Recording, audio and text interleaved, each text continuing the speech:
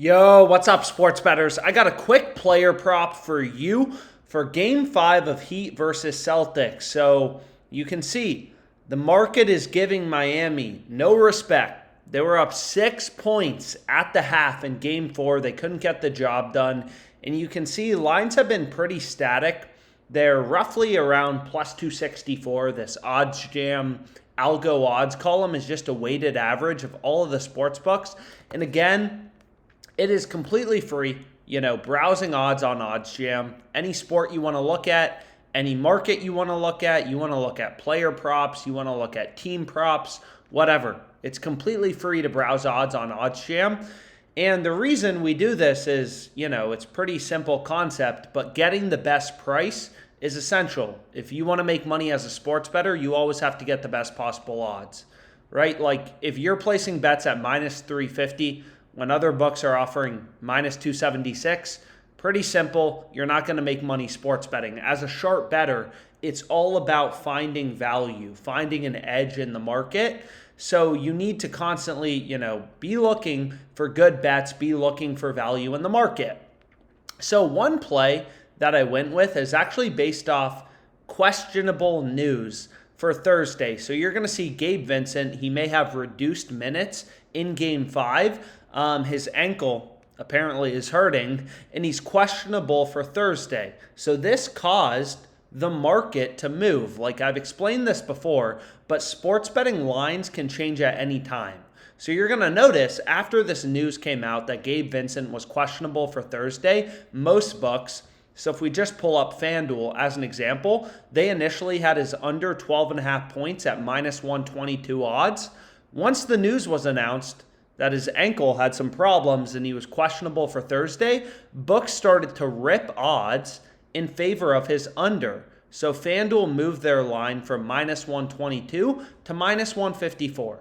So I've explained this before, but a lot of people, they think sports betting odds are static, right? And that's completely false. Like you can see right here, it's the same thing for the money line. Once the news came out that Gabe Vincent was questionable for Thursday and his ankle was hurting. So I got to refresh this. I'm not sure if my Wi-Fi is a little bad or something, but you'll see books started ripping lines towards the Celtics. I mean, not by a ton, but lines moved. Well, now it's going to refresh right here.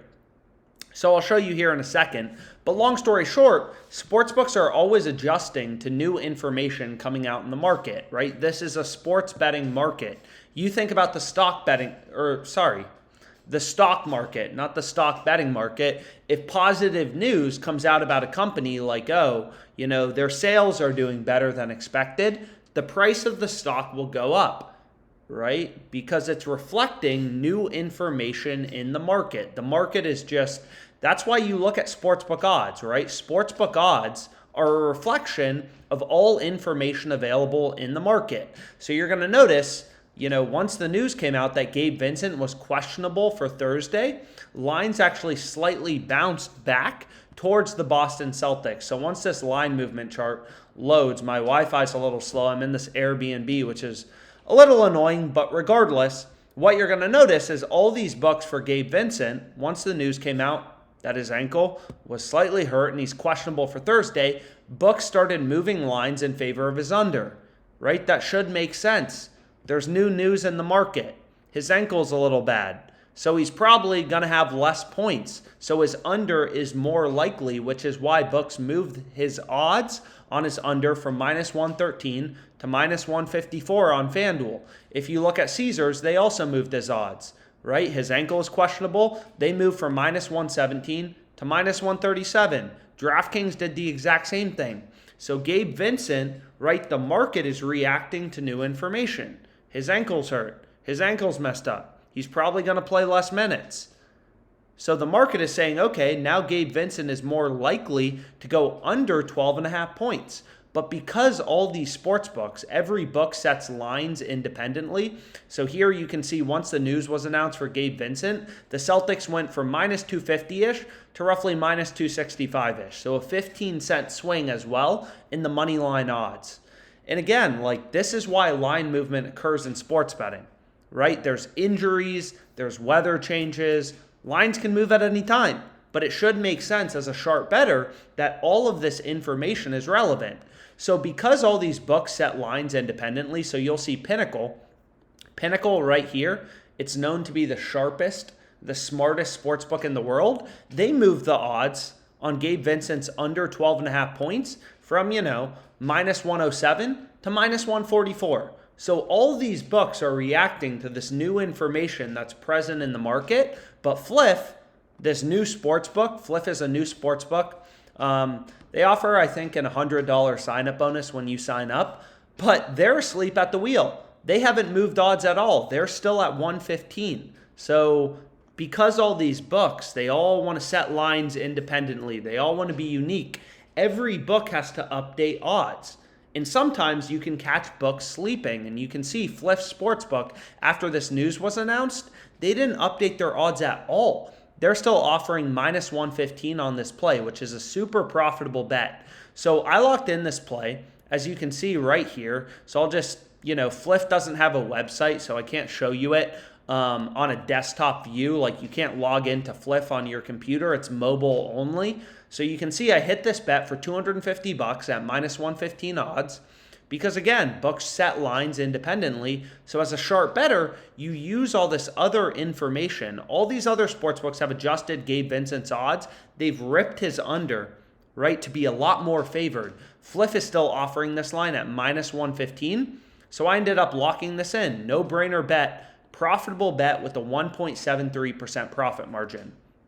So I hit this for $250, 1.73 profit margin, 1.73% edge profit margin. So my profit margin in dollars is $433. So again, because all books set lines independently, you're essentially looking for discrepancies in the market. This is how every sharp sports bettor makes money, right? This is how you make money sports betting. You follow the data in the market. You look for inefficiencies where a book's asleep at the wheel, offering too much value on a play.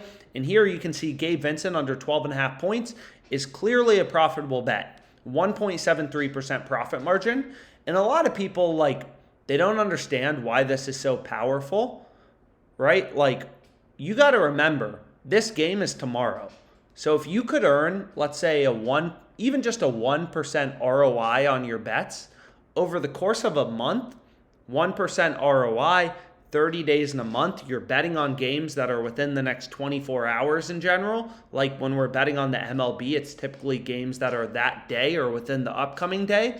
So in sports betting, the reason you can make a lot of money doing it is your returns are daily. So if you can get a 1% ROI on your bets, that's 30% over the course of the month if you're putting in the work and finding sharp bets on a daily basis. So this is an early player prop. I locked in Game 5, Heat Celtics. Hopefully, I don't know. I want the Heat to win the series, but also, more games to bet on. If the Celtics win Game 5, they're obviously pretty big favorites in Game 5 as well. So looking forward to an exciting matchup, and let's make some money, guys.